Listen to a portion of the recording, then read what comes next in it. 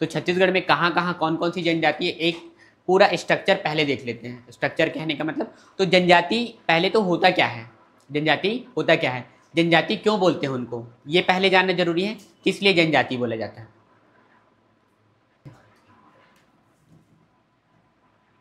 जनजाति,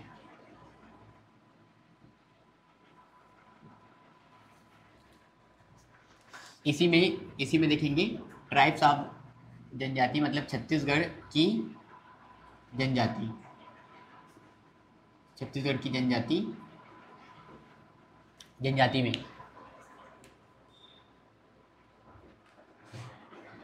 schedule tribal में देखेंगे छत्तीसगढ़ की जनजाति, ट्राइब्स ऑफ छत्तीसगढ़, छत्तीसगढ़ की जनजाति।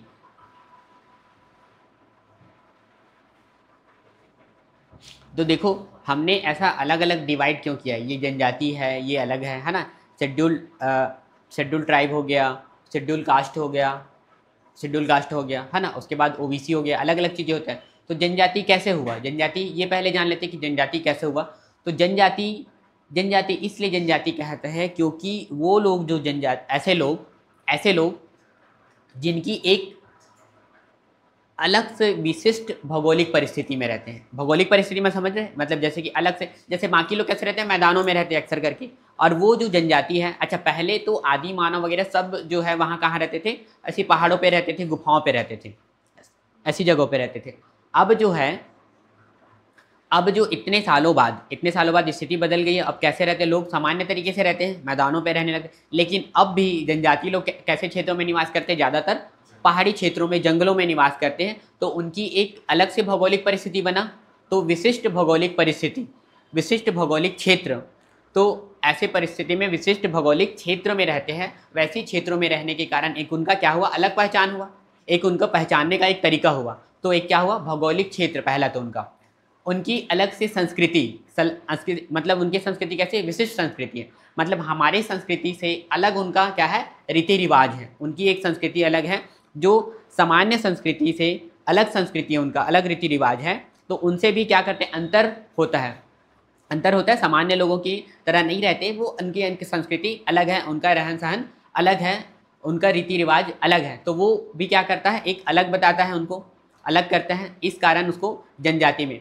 और उनकी अलग से विशिष्ट बोली, अलग से विशिष्ट बोली जो है, बोली भाखा जो बोलते हैं है ना, बोली, तो उनकी बोली कैसी है, विशिष्ट बोली, मतलब अलग बोली बोलते हैं सामान्य लोगों की अपेक्षा जो है। तो सामान्य कल्चर, जो सामान्य संस्कृति जो अभी चलते आ रहा है, जो सामान्य जीवन है, उसमें उन लोग ढल नहीं पाए हैं। और कैसे हैं, एक अभी भी कैसे रूप से रहते हैं, एक अलग टाइप का उनका जीवन का चर्या है ना, एक अलग जीवन जीते हैं। तो इस कारण इन सब स्थितियों को देखकर, उनकी भौगोलिक स्थिति, उनकी आर्थिक स्थिति, उनका जो खेती करने का तरीका है, खेती अभी भी कैसे करते हैं, बहुत लोग हैं जो झूम खेती करते हैं, मतलब स्थानांतरित कैसे करते हैं, एक स्थान से दूसरे स्थान। तो इन सब आधार पे देख कर जनजाति का दर्जा दिया गया है ना, एक अलग से दर्जा दिया गया है। क्या बोल दिया गया है, जनजाति का दर्जा दिया गया है, क्योंकि उनकी अलग परिस्थिति के कारण, उनकी अलग अलग परिस्थिति है, सभी आधार पे देख रहे हैं। भौगोलिक आधार पे देख लिया हमने, उनकी संस्कृति के आधार पे, वो क्या बोली बोलते हैं उनके आधार पे, और उनका जो संस्कृति है यानी कि हमारे तरह से वो नहीं रहते हैं, उनकी दिनचर्या थोड़ा अलग है, उनका रीति रिवाज थोड़ा सा अलग है। इस परिस्थितियों को देखते हुए, सभी परिस्थिति को देखते हुए उनको क्या कहा गया है, जनजाति। अच्छा, जनजाति का डिसाइड करना किसके हाथ में है, जनजाति को कौन बता सकता है कि यह जनजाति है, ये तो हमारे जो संविधान बना है उसमें तय किया गया है कि जनजाति का निर्धारण कौन करेगा, राष्ट्रपति करेगा। क्षेत्र में किसी लोगों को जनजाति का दर्जा वहाँ के स्थान के आधार पे, उनकी परिस्थिति संस्कृति के आधार पे क्या किया जाता है, जनजाति का दर्जा दिया जा सकता है। और किनके अधिकार में है बोल रहा हूँ, राष्ट्रपति के अधिकार, राष्ट्रपति को। तो राष्ट्रपति तय करता है कि कौन जनजाति होगा, कौन नहीं होगा। आ रहा है ना समझ इतना। तो जनजाति आपको समझ आ गया, बेसिक जनजाति। तो जनजाति के अर्थ को बताया गया है कि अच्छा इसका अर्थ कोई ना कोई डिसाइड किया होगा।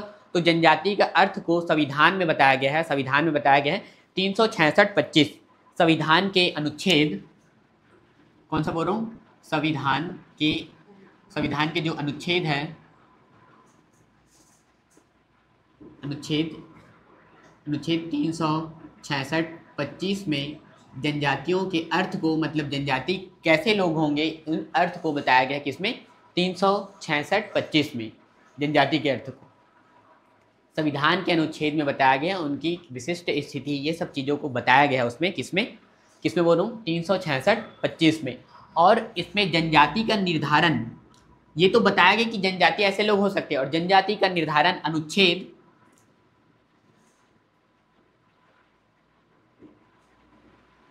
जनजाति का निर्धारण बोल सकते हो, या फिर जनजाति की सूची जो है, जनजाति जो बनाया जाता है, जनजाति बनाया जाता है किसके तहत बनाया जाता है? अनुच्छेद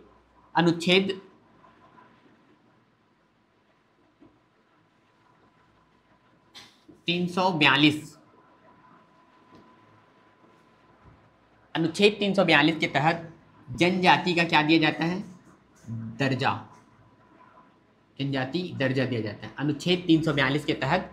मतलब इसमें लिस्टिंग होती है कि 342 के तहत ये जनजाति में आ गया है। कोई क्षेत्र के लोग, वहाँ के लोगों को जनजाति का अगर दर्जा दिया जाता है तो किसके तहत दिया जाता है? 342 के तहत। 342 के तहत 342 के तहत जनजाति का क्या दिया जाता है? दर्जा दिया जाता है। बोल अधिकार किसको है? बोल रहा हूँ अधिकार किसके द्वारा? दर्जा जो दिया जाता है किसके द्वारा? राष्ट्रपति के द्वारा। राष्ट्रपति द्वारा। राष्ट्रपति के द्वारा 366 में संविधान के अनुच्छेद 366-25 में बताया गया है जनजाति कौन है ये बताया गया है। जनजाति कौन है मतलब कैसे लोग हो सकते हैं जनजाति, इसको क्या किया? परिभाषित किया गया है। कहाँ पे बोल रहा हूँ? 366-25 में जनजाति को क्या किया गया है? परिभाषित किया गया है। उसके अर्थ को बताया गया है, परिभाषित किया गया है। तो लिख सकते हैं परिभाषित किया गया है, जनजाति को परिभाषित किया गया। और 342 के तहत जनजाति का दर्जा, जनजाति दर्जा किनके द्वारा दिया जाता है? राष्ट्रपति के द्वारा। राष्ट्रपति के द्वारा। उसमें भी 342 एक है जो 342 के तहत तो उसमें जो लिस्टिंग होता है वो है, और उसमें भी दर्जा देता है 342(1) के तहत जो है ये राष्ट्रपति को अधिकार है। 342 के तहत राष्ट्रपति को क्या मिलता है? अधिकार मिलता है। तो ज़्यादा डीप में नहीं जाएंगे, और डीप चले जाएंगे तो और दिक्कत होगा। राष्ट्रपति द्वारा 342(1) के तहत क्या है? अधिकार है। तो आप मोटा मोटे समझो कि 342 के तहत ही क्या दिया जाता है? दर्जा दिया जाता है। 342 उसमें अधिकार है, इस अधिकार के द्वारा। अधिकार कौन से अनुच्छेद के तहत है? राष्ट्रपति को अधिकार 342(1) के तहत अधिकार है उसका।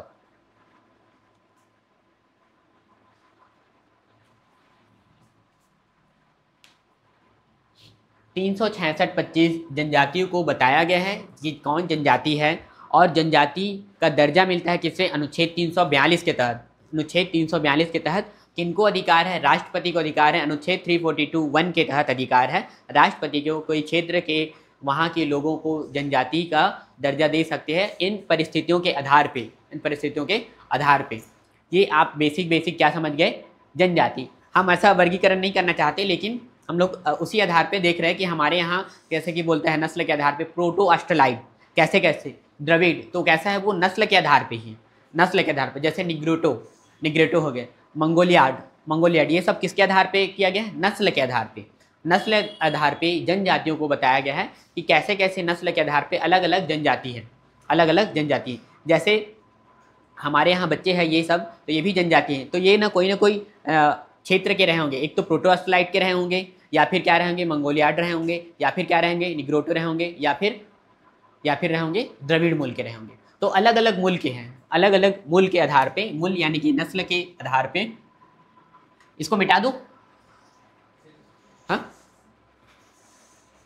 यहीं पे लिख देता हूँ, उसके बाद देखेंगे।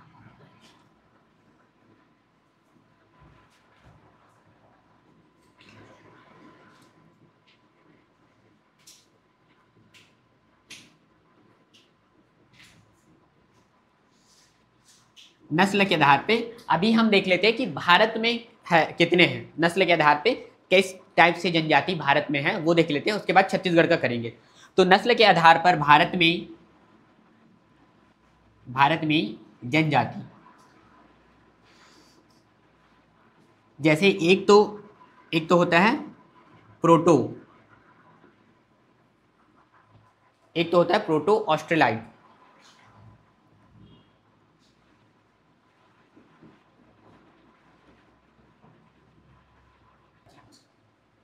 Proto Australoid. दूसरा दूसरा बोल रहा हूं मंगोलियाड, मंगोलियाड। तीसरा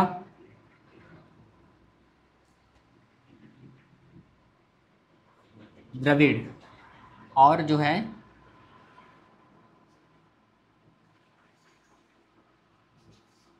चौथा चौथा है निग्रेटो।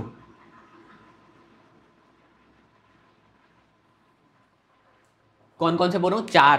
भारत में चार प्रकार के, चार टाइप के मूल के क्या है, जनजाति है। एक तो बोल रहा हूँ कैसा, प्रोटो ऑस्ट्रेलाइड, प्रोटो ऑस्ट्रेलाइड।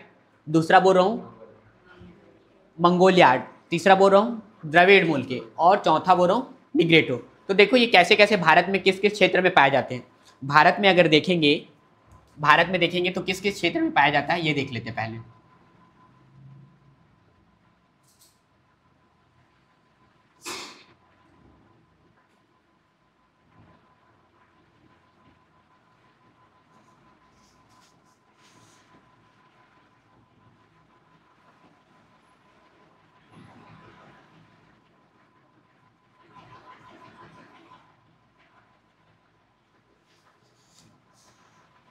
देखो proto Australoid, proto Australoid, proto Australoid है खास करके जो ये छोटा नागपुर का पठार वाला क्षेत्र देखे हो, छोटा नागपुर का पठार, इस वाले क्षेत्र में जो छत्तीसगढ़ का भाग है, ऊपरी भाग, छत्तीसगढ़ का ऊपरी भाग, छोटा नागपुर के पठार वाले क्षेत्र में पाया जाता है प्रोटो ऑस्ट्रेलाइड।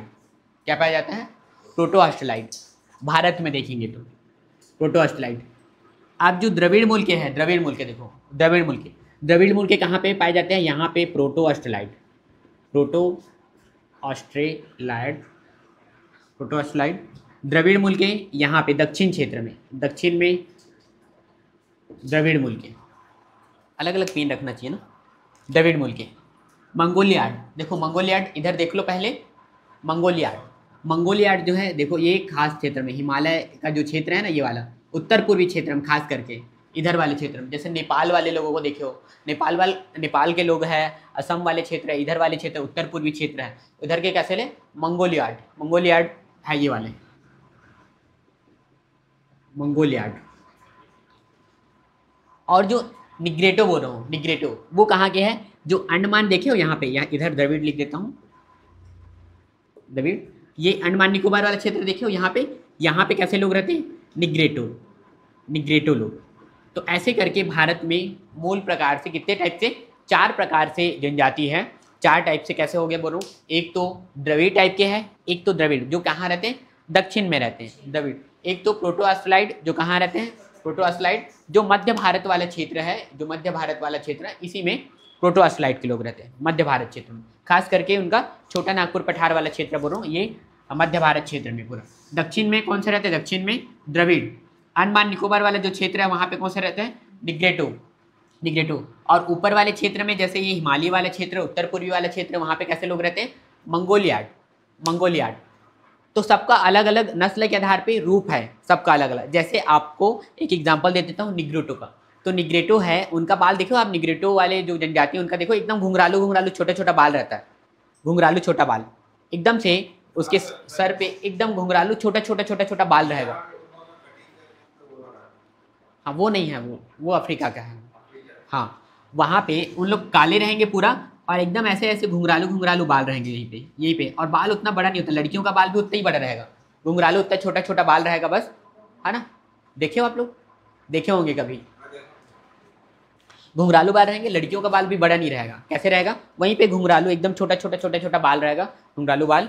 तो ऐसे रहते हैं कैसे लोग? निग्रेटो लोग रहते हैं, निग्रेटो लोग जो कहाँ पे पाए जाते हैं बोल रहा हूँ? अंडमान निकोबार क्षेत्र में पाए जाते हैं, अंडमान निकोबार क्षेत्र में। और जो है प्रोटो ऑस्ट्रेलाइड, प्रोटो ऑस्ट्रेलाइड जो है ज़्यादा हाइटेड नहीं रहते। कैसे रहते हैं? ज़्यादा हाइट नहीं रहते, नाक जो थोड़ा धंसा हुआ रहेंगे, जो माथा है, माथा ये हल्का सा छोटा माथा का रहेगा, ऐसे छोटा माथा का रहता है। इनके बाल भी हल्का घुंघरालू, मतलब उतना घुंघरालू नहीं जैसे इनका रहता है ना, इनका तो अलग टाइप का बाल रहता है, एकदम बाल ही नहीं रहता ठीक से, हाँ, काले रहते हैं। तो प्रोटोस्लाइड लोग हैं, ज़्यादा हाइटेड नहीं रहते, ज़्यादा हाइटेड नहीं रहते हैं प्रोटोस्लाइड लोग। द्रविड़ के लोग जो है, द्रविड़ जो नीचे तमिल क्षेत्र में पाए जाते हैं, तमिल, आंध्र प्रदेश, है ना, केरल वाले क्षेत्र में पाए जाते हैं। कैसे लोग पाए जाते हैं? द्रविड़ लोग पाए जाते हैं, द्रविड़ वाले जनजाति। और जो है एक तो बोल रहा हूँ मंगोलियाड। तो मंगोलियाड को देखे हो आप लोग, जैसे कि हम लोग समझते सीधा नेपाल से, समझते सीधा नेपाल वाले साइड से, जो उस क्षेत्र में आप लोग देखे उधर के लोग गोरे होते हैं, गोरे होते हैं। और उनका भी हाइट कम होता है, ज़्यादा हाइटेड नहीं रहते, कम होता है, हाइट रहता है। और उनका जो है माथा बड़ा रहता है, माथा, आँख भी कैसा रहता है? बड़ा रहता है। चीन का नहीं बोल रहा हूँ मैं, चीन का छोटा रहता है। लेकिन आप नेपाली वगैरह को देखना, आँख जो है बड़ा बड़ा गोट, वो कैसा रहेगा? बादाम जैसा रहता है, बड़ा बड़ा आँख का रहता है। हाँ, छोटा आँख नहीं रहता, देखना उनका बड़ा आँख रहता है। चीन का नहीं बोल रहा हूँ, चीन का कैसा आँख रहता है? ऐसे छोटा आँख रहता है चीनियों का। लेकिन जो नेपाली वगैरह देखना आप लोग, जो मोमोज खाते हैं उन लोगों का देखना, ठीक है? वो लोग उधर ही क्षेत्र के हैं ना, उत्तर पूर्वी क्षेत्र के हैं, उधर ही क्षेत्र के वो लोग। तो उनका आँख देखना वो बड़ा रहता है, बादाम के जैसे, मतलब ऐसा बड़ा बड़ा रहेगा उसमें। और गोरे होते हैं वो लोग। तो ऐसा थोड़ा थोड़ा क्या है, उनका पहचान है। उनका पहचान है किस आधार पे? नस्ल के आधार पे। तो नस्ल के आधार पे ऐसे बोलते हैं कि हमारे यहाँ प्रोटोस्लाइड, भारत में द्रविड़ है, मंगोलियाड है और निग्रोटो। अब इसमें हम देखेंगे कि इसमें छत्तीसगढ़ में कौन कौन है। तो निग्रोटो तो आएगा नहीं, नहीं आएगा छत्तीसगढ़ में, क्योंकि वो तो अंडमान निकोबार में चले गए। मंगोलियाड भी नहीं आएगा। तो हमारे यहाँ कौन दो लोग आएंगे? प्रोटोस्लाइड और द्रविड़, दो मूल के आएंगे। क्योंकि हमारा जो छत्तीसगढ़ है, हमारा छत्तीसगढ़ है वो आधा तो, आधा देखो ये वाला दक्षिण वाला बताया हूँ, ये वाला द्रविड़, और ये वाला बताया हूँ क्या? प्रोटोस्लाइड। और हमारा छत्तीसगढ़ ऐसे ही आता है, आधा बस्तर वाला भाग किधर आता है? नीचे द्रविड़ क्षेत्र में आता है। और ऊपर वाला भाग जो है, ऊपर वाला भाग किधर आता है? छोटा नागपुर के पठार क्षेत्र में आता है। तो ऊपर और नीचे दोनों, यानी कि हमारे यहाँ प्रोटोस्लाइड का और द्रविड़, दो प्रकार की जनजाति पाए जाते हैं हमारे यहाँ। कहाँ पे? छत्तीसगढ़ में। छत्तीसगढ़ में प्रोटोस्लाइड और द्रविड़ दो ही मूल के जनजाति पाए जाते हैं। छत्तीसगढ़ में जो बोलते हैं कि ऐसा आधार माना गया है, ऐसा आधार माना गया है कि प्रोटोस्लाइड जो है लगभग छत्तीसगढ़ में, मैं छत्तीसगढ़ बना देता हूँ, ज़्यादा अच्छा रहेगा, छोटा सा छत्तीसगढ़ बना देता हूँ।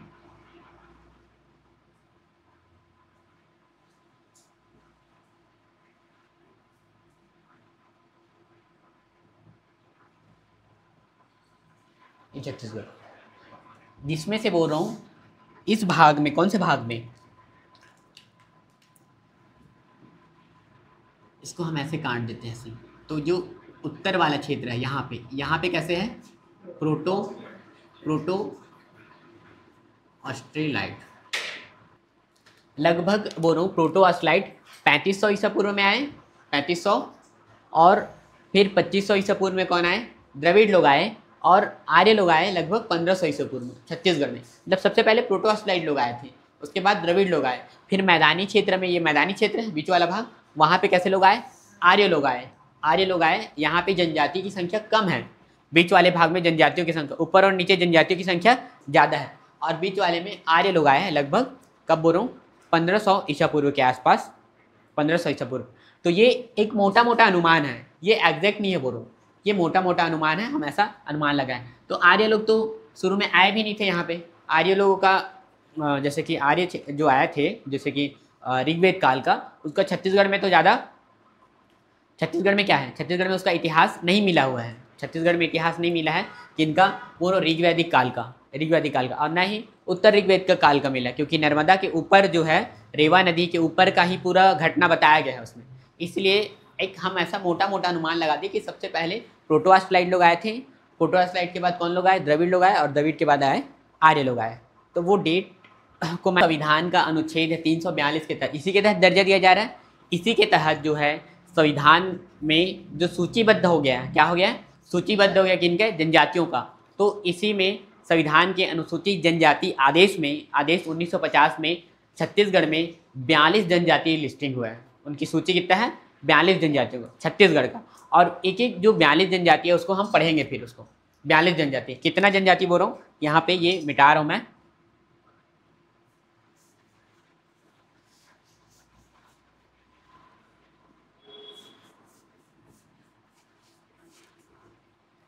इसी अनुच्छेद 342 के तहत, इसी अनुच्छेद 342 के तहत जो है, 342 के तहत है ना, जो संविधान जो है एसटी आदेश में, आदेश 1950 में, 1950 इसमें कितनी, छत्तीसगढ़ में कितना, छत्तीसगढ़ में 42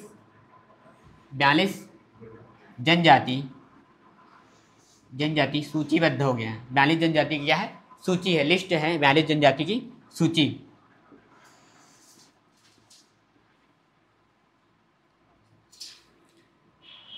है ना, संविधान के जो अनुसूचित जनजाति आदेश है, संविधान का जो अनुसूचित जनजाति आदेश 1950 में कितना बोल रहा हूँ, छत्तीसगढ़ में 42 जनजाति, छत्तीसगढ़ का मतलब 42 जनजाति क्या है, सूचीबद्ध है। सूचीबद्ध कहने का मतलब जो उसका उसमें अंकित है, लिस्टिंग हो गया उसका 42 जनजातियों का। और ये 42 जनजाति कैसे है, एक तो प्रोटोस्लाइड हो सकता है या फिर क्या हो सकता है, द्रविड़ हो सकता है, क्योंकि दो ही टाइप के हैं, प्रोटोस्लाइड, द्रविड़। और बाकी जो छत्तीसगढ़ में कौन लोग हैं, आर्य लोग हैं, बाकी लोग जो है आर्य लोग हैं। तो इसको हम कल देखेंगे, पूरे 42 जनजाति कहाँ पे कैसे कैसे पूरे मैप के तहत देखेंगे कल, ठीक है। इसी 42 जनजातियों को मैप के तहत कौन कौन से क्षेत्र में कौन कौन सी जनजाति पाया जाता है, तो बाकी हम करेंगे कल।